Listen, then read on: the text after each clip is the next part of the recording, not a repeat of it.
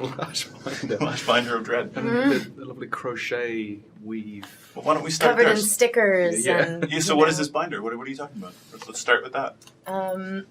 Karl had a big like source binder that he had filled with any kind of relevant clippings and quotes from the Dredd comics that would help him inform every single decision that he made at every step of the way. He didn't make an uninformed decision about his character. He was always referring to the source material. Was it easy to act with a mask on the entire time? No, I mean, it was certainly a challenge. You know, the eyes are, you know, one of the most valuable tools that an actor has. So, you know, to take on a role where I wasn't going to have the opportunity to use them was somewhat daunting.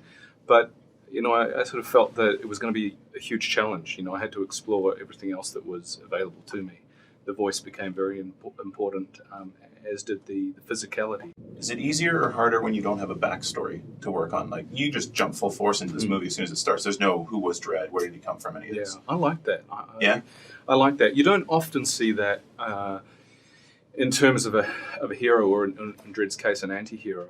But there are, like, you know, in say in Nolan's Dark Knight movie, you know, you don't know anything about the Joker. He comes in fully formed.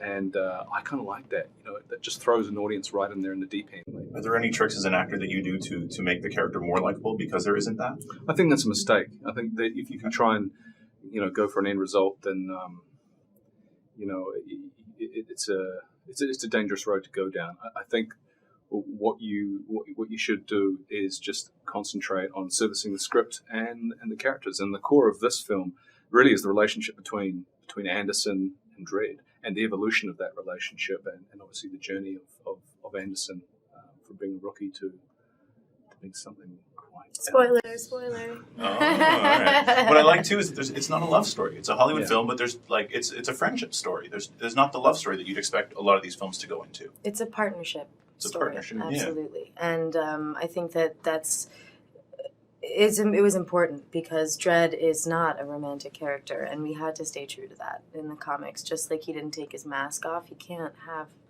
a romance. It's just not who he is or what he does. But even more important than a romance, I think, is the partnership that forms between these two people.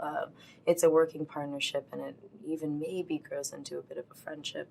Oh, definitely. I think, to me, I mean, that's one of the most appealing and interesting things about what Alex has written. I mean, you know, there's a real respect that develops from Dredd towards Anderson, and it's not there at the beginning of the film, and that's just so interesting to watch, and I think that's, you know, what makes this film hyper accessible.